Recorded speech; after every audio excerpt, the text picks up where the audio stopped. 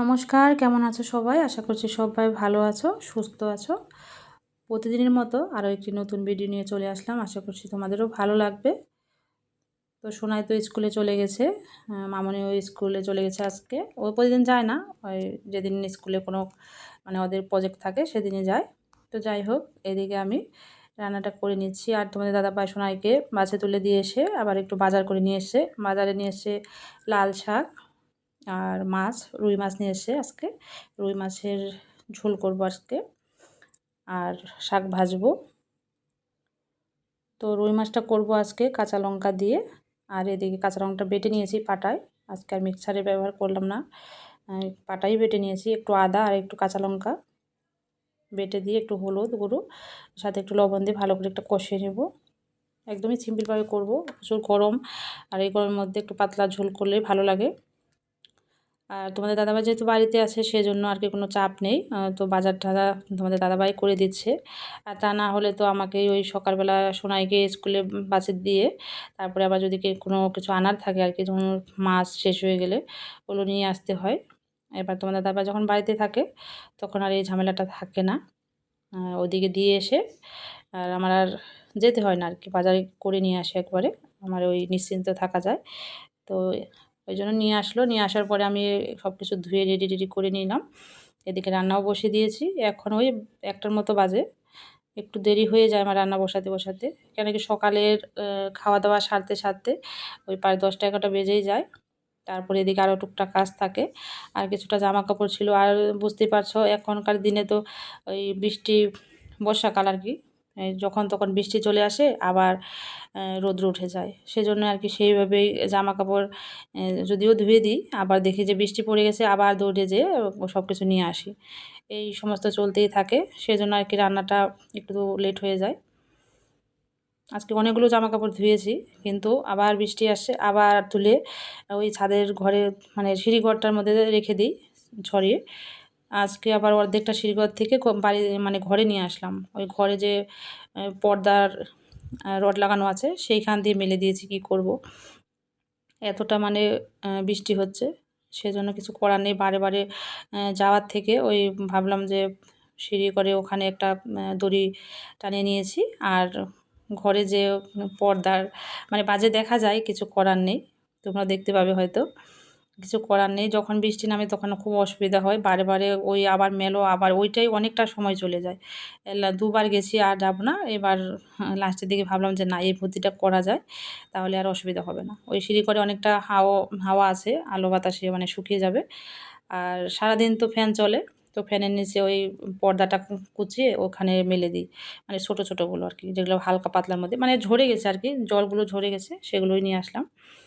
ওই 1 ঘন্টার মতো রৌদ্র ছিল, তারপরে আবার বৃষ্টি।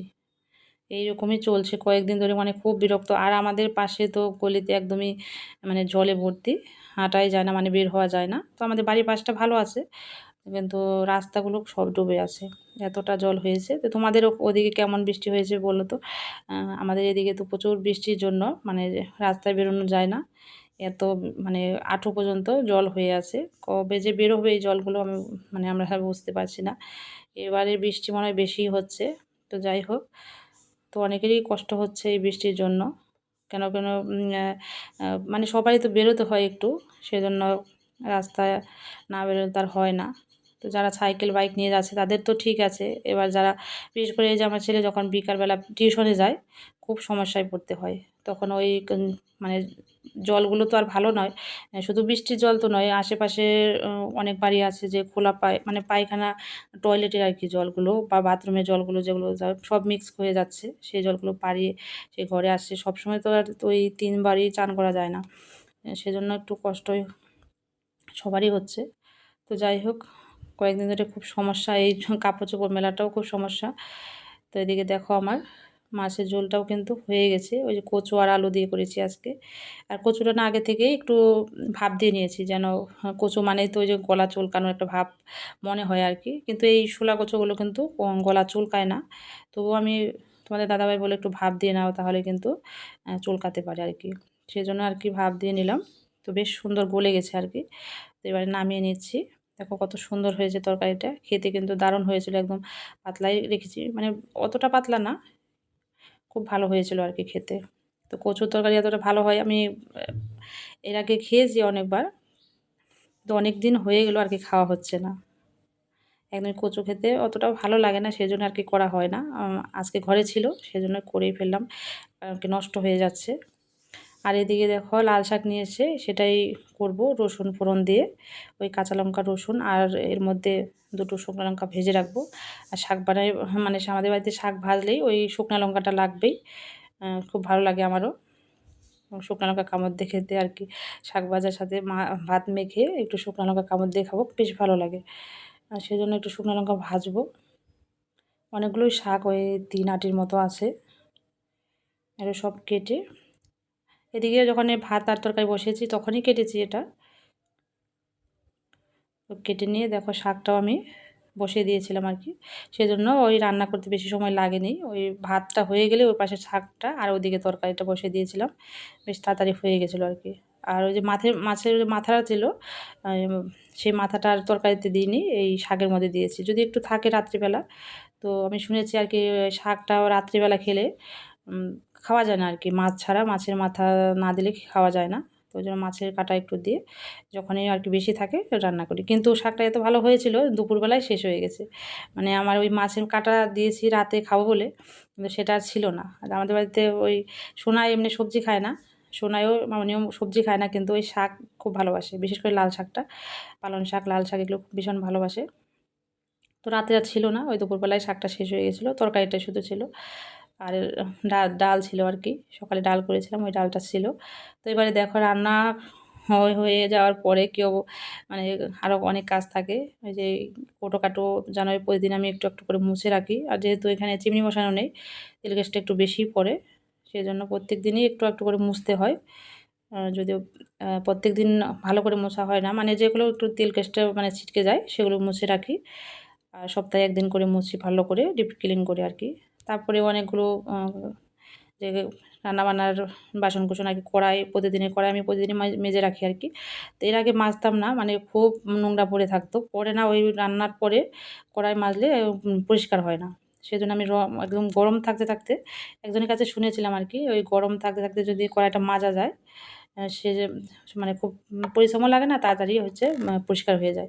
সেজন্য আমি এখন থেকে যখনই তরকারিটা নামাই তখনই আর কি ওই একটু সাবান দিয়ে ঘষে নিই, তাহলে পরিষ্কার হয়ে যায়। এবারে যে খাওয়া-দাওয়া করে একটু মানে বিছানা গড়াগড়ি করে নিলাম। তারপর সন্ধ্যা হয়ে গেছে আর কি। সন্ধ্যা লাগিয়ে তোমাদের দাদাভাই গেছিলো বাজারে। ও গেছিলো বলতে ওই সোনাইকে আনতে গেছিলো আর কি। ও টিউশনে গেছে। সেখানে থেকে এই যে নিয়ে আসলো দেখো। বাড়িতে বলেই গেছিলো যে আজকে সন্ধ্যাবেলা বাড়িতে কিছু করতে হবে না। এদিকে মোমো নিয়ে আসি আর ওই কী খাবে সেগুলো আর কি নিয়ে আসি। তো দোসা নিয়ে আসছে। ছেলে বলছিল দোসা খাবে। তো দোসার সাথে সাম্বার দিয়েছে। এই যে চাটনি এগুলো সব ওই সাথে দেয়, তোমরা জানোই। আর যেহেতু মোমো আছে, মোমোর সাথে লঙ্কা আর সস, টমেটো সস, লঙ্কার চাটনি এগুলো দিয়েছে, সেগুলোও বেড়ে নিচ্ছি। সবাই খাবো আর কি। এবার যখন নিয়েছি সবার জন্য একসাথে নিয়েছি, সবাই মিলে খাবো। কিন্তু মোমোটা আমি অতটাও ভালোবাসি না, যদি ভালো হয় তো খেতে পারি। আর এই মোমোটা একটা মুখে দিয়েছি, অন্য দোকান থেকে এনেছি এবার। যে দোকানে খাই সেই দোকান থেকে আনিনি। একটু মুখে দিয়েছি, একদম বাজে ছিল, আমার ভালো লাগেনি। এজন্য একটা মোমো খেয়েছি আমি এতগুলো মোমোর মধ্যে। তারপর ছেলে মেয়ে আর আমার বড়ি খেয়েছে। তো যাই হোক চলো এই যেগুলো সব বেড়ে নেই। এই যে দোসাটা ওই দোকানে বসে খেতেই ভালো লাগে, যখনই বাড়িতে নিয়ে আসে একদমই ভালো লাগে না।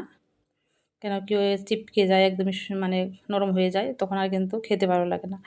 সেজন্য আমার ভালো লাগেনি। আর মোমোও দেখবে যে দোকানে বসে যতটা খাওয়া যায়, মোমো বলো ফুচকা বলো এগুলো জিনিস কিন্তু ওই দোকানে বসে বা দাঁড়িয়ে খেতেই ভালো লাগে।